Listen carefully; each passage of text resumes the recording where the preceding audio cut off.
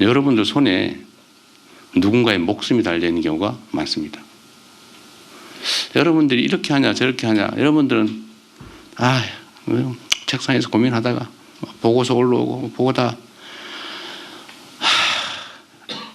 에이 이렇게 그냥 해버릴 수도 있지만, 이 하나의 결정에 수없이 많은 사람들의 인생이 걸려있고, 어떤 사람들은 사업에 흥망이 걸려있고, 어떤 사람은 가족들 또는 본인의 목숨이 걸려있습니다. 우리가 민원이라고 하는 것을 참 수없이 많이 접하게 되는데, 이제 하다 보면 내성이 생기죠. 근데 자리가 높아지고 고위직이 되면 될수록 더 많은 영향력을 가지지만 더 많은 사람을 접하게 되고 더 무감각해질 가능성이 높죠. 그런데 여러분들의 결정 또는 공직자는 누구도 말단도 마찬가지입니다. 저도 마찬가지. 저는 매우 두려운 생각을 가지고 예를 들면 판단을 하거나 보고를 받거나 합니다.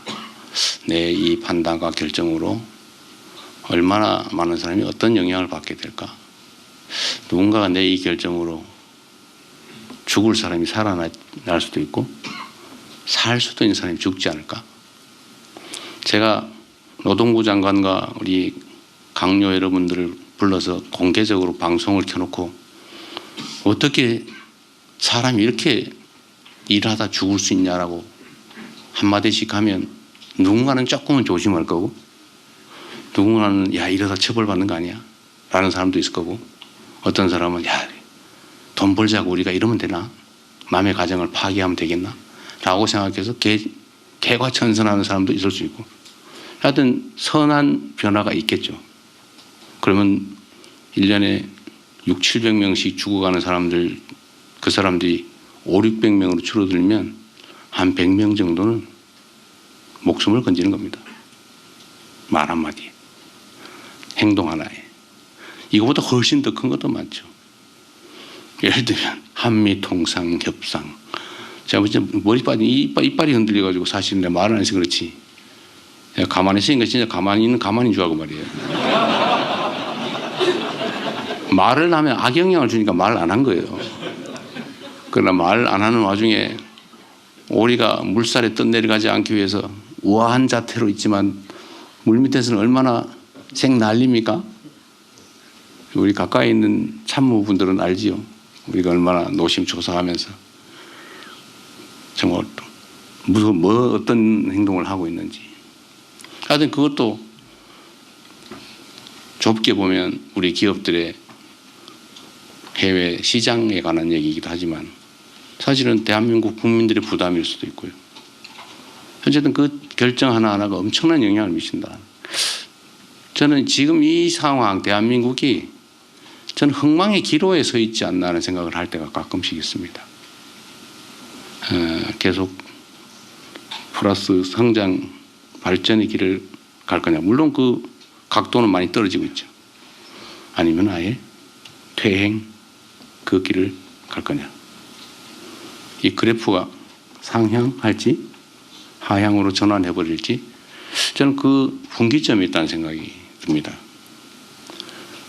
여러분도 매우 그 중요한 변곡점에 저와 함께 서 계신 거죠. 여러분들 손에 대한민국의 운명이 크게 보면 대한민국의 역사가 달려있고 작게 좁게 보면 누군가의 목숨이 달려있다. 저는 극단적인 선택을 결심해 본 적도 있어서 그 사람들의 입장이나 이런 걸 조금은 이해해요. 가족을 끌어안고 죽어가는 그 결정을 하는 그 사람들 마음이 어떻겠습니까? 지금 이 순간 그런 사람 많죠. OECD 국가 중에서 가장 많은 사람들이 스스로 극단적 선택을 하잖아요. 대한민국이 1년에 15,000명씩 한 개 도시가 사라지고 있어요. 매년 15,000명이면 웬만한 군 규모가 되거든요. 1년에 작은 군 규모 하나씩 사라지고 있습니다. 그런데 일본이 얼마 전에 자살률을 떨어뜨리기 위해서 정부 차원의 종합적인 대책을 해서 노력을 했더니 절반으로 떨어졌다고 해요. 자살률이. 우리도 사실 그런 걸 할 수 있죠. 바쁘고 힘들긴 하지만 우리의 노력에 따라서 지금 15,000명을 절반으로 줄이면 7,000명이 목숨을 건지는 거죠.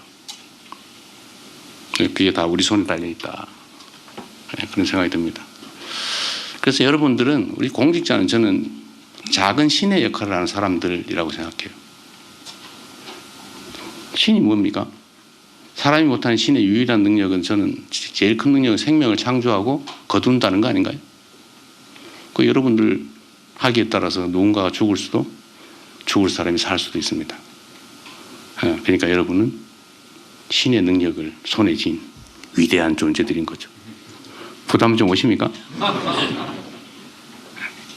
그런 부담도 좀 가지고, 또 한편으로 좋은 쪽으로 생각하면 우리가 그렇게 보람 있는 일을 할 수 있는 거죠.